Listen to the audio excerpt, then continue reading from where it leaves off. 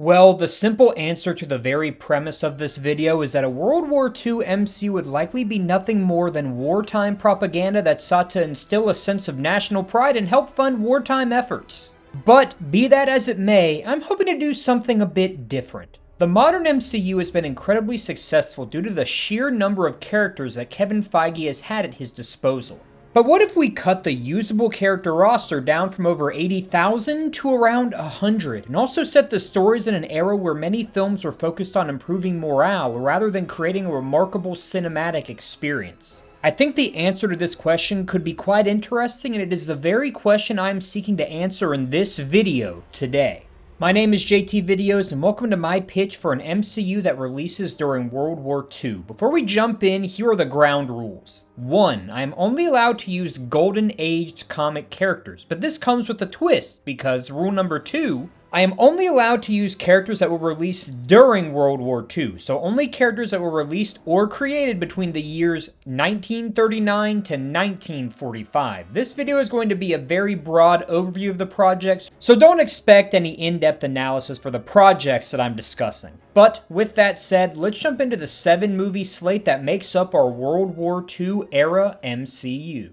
Movie number 1, Captain America. This project would introduce us to the character of Captain America, the man who was given the Super Soldier Serum, a serum that granted him superhuman powers that he could use to end the global conflict with the Axis powers. Outside of learning the origin of Captain America, we would watch him fight alongside his child sidekick Bucky Barnes as they seek to take down von Himmel, a German operative who is working for the new leader of the German forces. Captain America and Bucky are tasked with capturing Himmel and bringing him in for questioning to help the US uncover the secret identity of the new German leader. Himmel seeks to put a stop to this by hiring Dame Cackle, a German military leader who would unleash a new weapon created by top German scientists known as the Black Widow. In truth, the Black Widow was a woman by the name of Clairvoyante, a woman captured by the Germans who had undergone extensive experimentation and was also subjected to satanic incantations that gave her the ability to manipulate fire along with other enhanced human capabilities. The project would see Bucky get injured by Voyant before she and Cackle are both defeated by Captain America. Outside of seeing Cap's impressive leadership, we're also shown a softer side of him, as he is able to empathize with Voyant, ultimately winning her over to the side of the United States. Himmel manages to escape, but Voyant agrees to aid Captain America and the United States in uncovering the identity of the new German leader. One other thing of note is that Bucky's injuries turn out to be so severe that he is forced to return home to the United States in order to recover. And that is the first project of our World War II MCU, so let's move on to the second.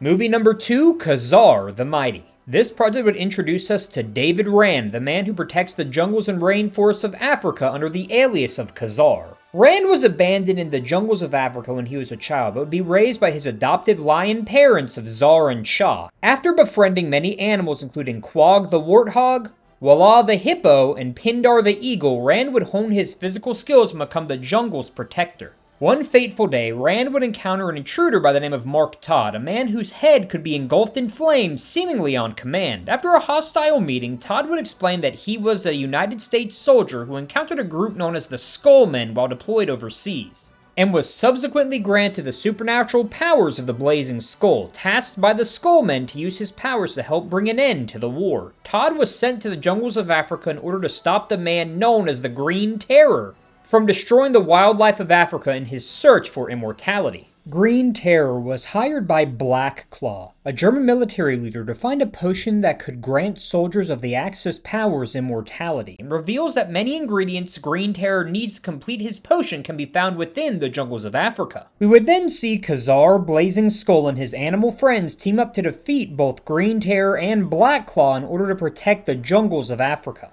After the conflict is completed, Khazar learns more about the ongoing global conflict and agrees to help Blazing Skull in his efforts to stop the war in order to protect not only his animal friends, but the world as a whole. We will see these two again later, but for now, let's move on to the next project. Movie number 3, The Amazing Human Torch. This project would take place in New York and follow the creation of Jim Hammond, aka the Human Torch, an android created by scientist Phineas Horton in order to aid the United States military. However, before he could be used abroad, the United States government wanted to test Hammond's effectiveness at home, dispatching him to New York to help deal with criminals that have overtaken the city. As we watch Human Torch and his sidekick Toro help deal with criminals such as Headless Horseman, we were also introduced to other heroes that operated in New York at the time: the Whizzer, the Thunderer, Thin Man, and the Phantom Reporter. This project would not only establish Hammond as a powerful force for good in the United States, but also establish that there are many other heroes protecting the United States at home in the midst of the conflict. The main villain of the movie would be Dr. Nitro, who sought to build a device capable of multidimensional travel that would allow him to obtain valuable and unique resources to aid the Axis powers. However, this plan backfired when the device opened up a portal from Smoke World and unleashed a powerful being known as Arcus, later known as Vision, on the Earth. Arcus was a powerful force who sought to destroy humanity for his own entertainment, culminating in a spectacular brawl with the Human Torch. After Arcus is defeated, he begins to grow a fondness for humanity, agreeing to aid the United States in their international conflicts. The project would end with Human Torch and Vision being sent overseas to help in the international conflict, while Toro would be forced to remain at home and help out with domestic issues, ultimately resulting in him meeting Bucky Barnes. We now have met 3 of our 4 main heroes for this MCU in Captain America, Khazar, and Human Torch, so now let's cover the 4th hero.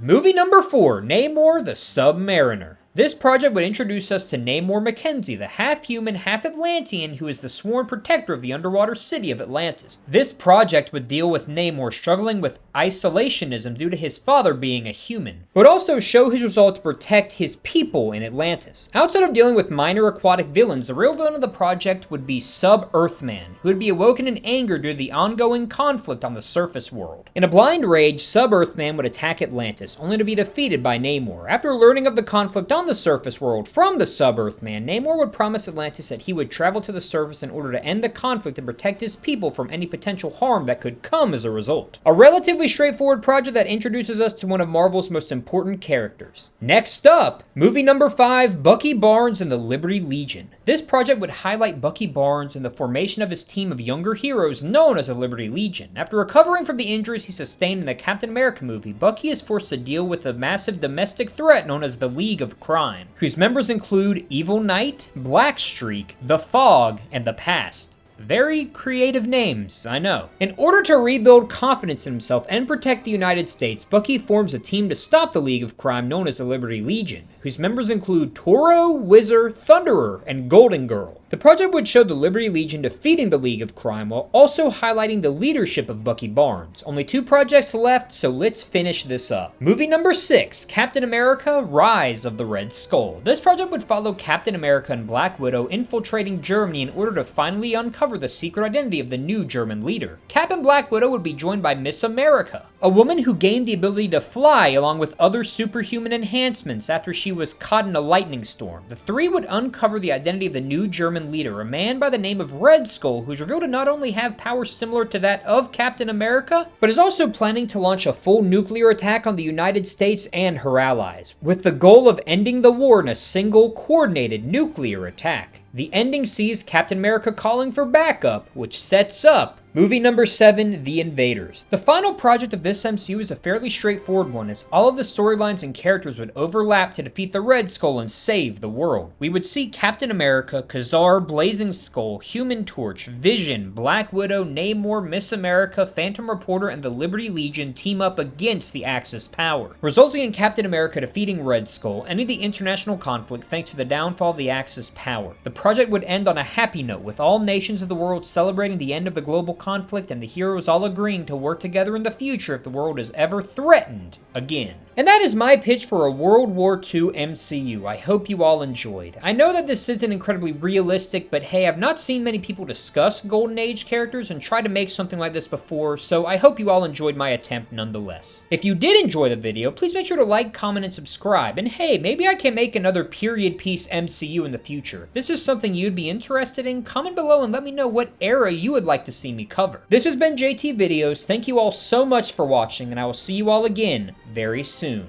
Take care.